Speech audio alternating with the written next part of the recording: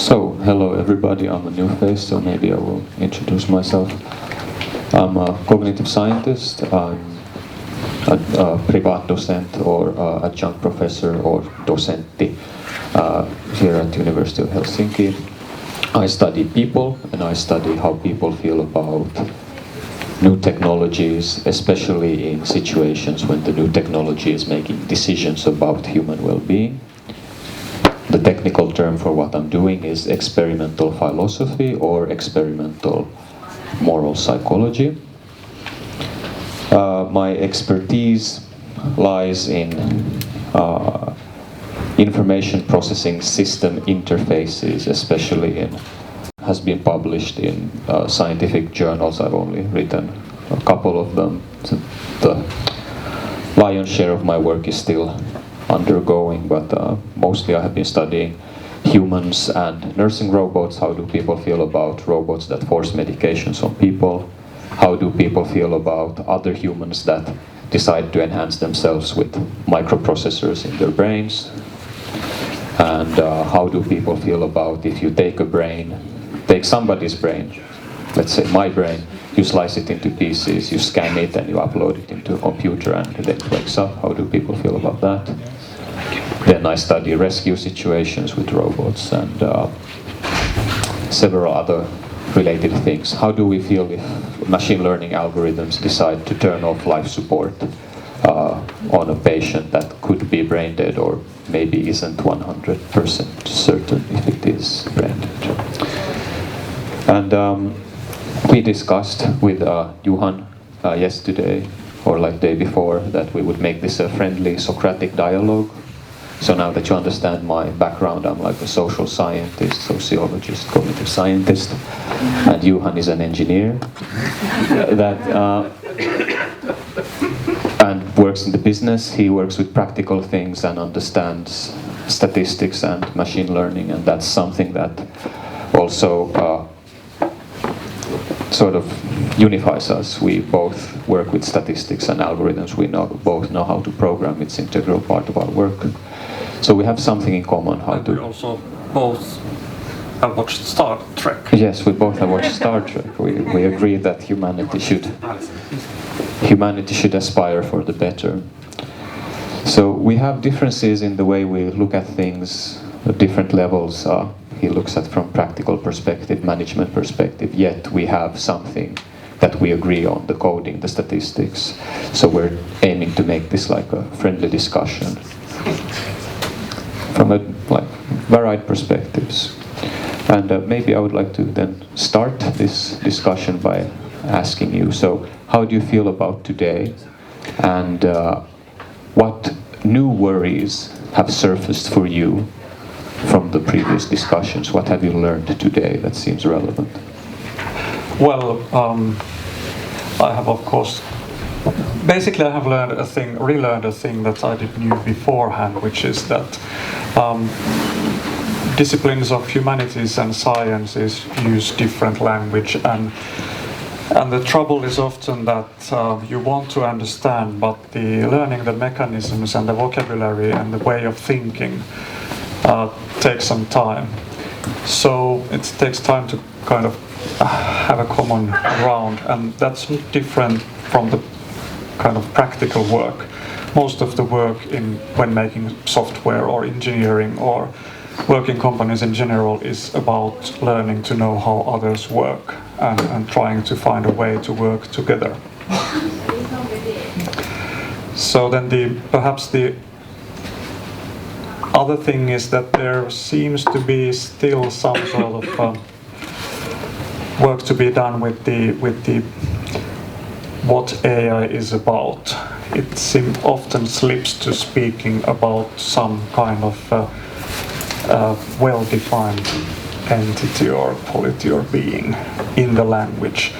And I don't blame people. There has been some talk about the anthropomorphy, nice word, and when we kind of assign human qualities to an object. And that happens to professional software developers without having nothing to do with AI. They speak about that this database or let's say that it now waits for an input because it's thinking something. The computers don't think in the sense that we do think, or it believes that, and I kind of find that it's an effective way of speaking. It would be really complicated to always remind everybody that we are now talking in a passive form, that something happens somewhere, which would be the kind of accurate way, but it's kind of more effective to talk like that, even if you know, and that might be lured or enhanced by thinking that robots or machines are beings. That's basically the danger that I'm thinking about. So why do you find this particularly dangerous? The danger, well, one thing is that it probably, one thing would be that it scares people and it might go on rejecting something that is useful. That's one. But I'm actually more worried about how it affects design. If it makes people to believe that because this is done by a hype word, this is done by AI, it means that it's somehow more capable, more reliable, more human-like than we are, and people kind of forget habits of having independent security mechanisms. Very short example. Are you afraid of going to elevators? I don't know about that, but you could have a digitally controlled elevator that has maybe having also some sort of an AI. But no proper engineering would be such a fool that it would rely that because we have AI, this is something really reliable and good because it knows our situation and so forth. It can predict something or somehow be something more than an ordinary elevator. Elevators always have, independently of if it's a human operator or a computer operating it, emergency brakes. And the emergency brakes work in a fashion that they are completely independent of the other machinery. If the elevator falls, they grip. And that's based on basic kind of physical things, acceleration and forces. So the AI might lure us to think, and this happens in software engineering, that the machine learning is taking care of something that it doesn't actually take care of, something that it's not capable of taking care of.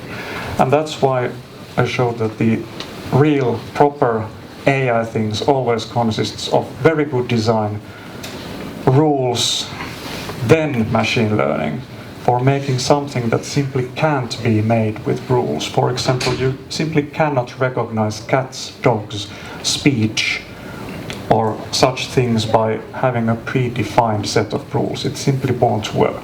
It's too complicated. Maybe someday somebody would devise such a rule set, but I find it very difficult to believe. Just to play around with some ideas, let's say then that the dog is defined by the dog's genome and a cat is defined by cat's genome, and each base pair would be a rule. Wouldn't that be a finite set of rules to tell apart cat and a dog? Maybe not. Now I should know something about biology, and probably also these concepts are a bit fuzzy. We could have such a dog that we kind of, as people, would cease to look at it as a dog. There should be still some sort of a boundaries defined by something that defines the boundary between a real cat and dog. So we would slip to another problem, which is to define categories from any data. So that's basically. Okay. So the simple counter-argument would be that jaguar is a big cat and its DNA is different from a cat. Yeah, something like that. Yeah. Or some dog would be really kind of breeded in such a fashion that we kind of cease of looking it as a dog, and it would be a kind of a valid thing still. Okay. So one thing that we pre-discussed a little bit was that we should clarify still a bit more terminology, which was sort of hinted upon by the previous presenters, but they really didn't go to detail. So on this matter in you. Yeah, but if I understand your worry, it's basically like a conceptual or like a educational worry. That's I think that my primary worry at the moment, because I do know that I suppose, I'm not sure, it might be that something else happens, but these kind of hypes go over and then people tend to forget about things, and we may be labeling our worries with wrong stamp currently. That's basically the thing. So in cognitive science we use philosophical tools that you saw Aku use, that we use conceptual analysis, we separate different phenomena by definition from each other, and then we study them empirically, we measure them and try to operationalize them, see them. So as an example, when we discuss issues related to artificial intelligence, AI and so forth and so on, it's important to separate several concepts or words from another. We need to separate intelligence from intentionality. We need to separate intelligence and intentionality from consciousness. And then also these things need to be separated from rationality. All of these words mean something different. For instance, you can have a rationality algorithm that tries to maximize something. Let's say subjective utility, which is something that is very often estimated in microeconomics. There you talk about economic rationality or sometimes normative rationality. But that again is different from intelligence. Intelligence is something which is a goal-directed behavior in a partially unpredictable environment. So from this perspective, for instance, plants can be intelligent. And then we have the concept of consciousness, which is that things feel like something for us. If I poke Johan like this, he can say ow. Ow. Yeah. Ow.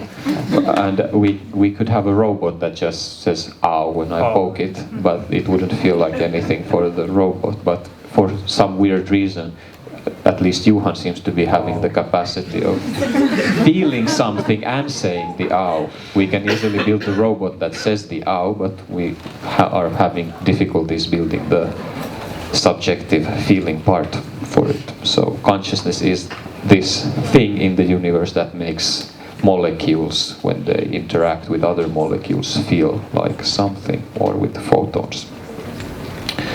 And also, indeed, you mentioned anthropomorphism. So we usually, when we talk about intelligence, we assume that humans are the only intelligent being, and then we project the human intelligence as an idea intuitively on artificial intelligence. But one of my favorite examples in cognitive science or study of animal cognition is this creature called the slime mold. It's a single-celled mushroom-like organism that knows how to solve mazes effectively. If you go to YouTube and write slime mold and maze, you will find these mushroom-like creatures to find the shortest route from one side of a maze to the exit of the maze, provided that the exit has porridge. Slime mold loves porridge, so it finds the shortest route through the maze. But it's a single-celled organism, and they have been studying its effectiveness of doing this calculation. And it's been calculated that slime mold in optimizing routes is more optimized and more efficient than the metro system in Tokyo. It's more efficient in finding the shortest or the best route to porridge than Japanese engineers are of building their metro system. A single-celled organism doesn't have a brain, yet does this amazing thing. Except that then you have to remember also that a single cell is a hugely complex machine, so that it actually contains something, not the nervous system, but some mechanisms that are rather complicated. Yes, so here intelligence comes out of computation, and single cell can be a computing machine, yet it's not a brain. We sometimes assume only that human brains calculate, and all calculation or computation has to happen either on a brain or a computer, but no, single-celled organisms can be very interesting. So this is like basic stuff that we learn when we study cognitive science, and it starts feeling like we need like cognitive science, AI education, let's say in high schools or something, because these sorts of conceptual differences that I'm here talking about, this is not difficult stuff, but it's not in the school books, not yet at least.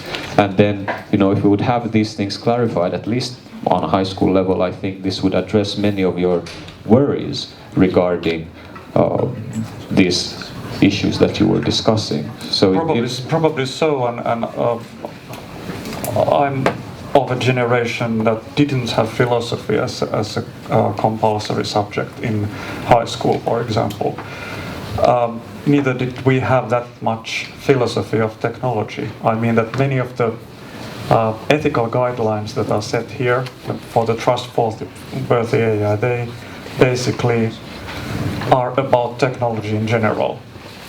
So it's not just computers or AI technology, but technology in general. So I find that a bit boring, since if I'm on the right track, we are kind of having on the level that actually does things more and more autonomy in the world. So we must be better equipped with tools of making ethical discussions and actually discussing them with other people. So that would answer also to that problem.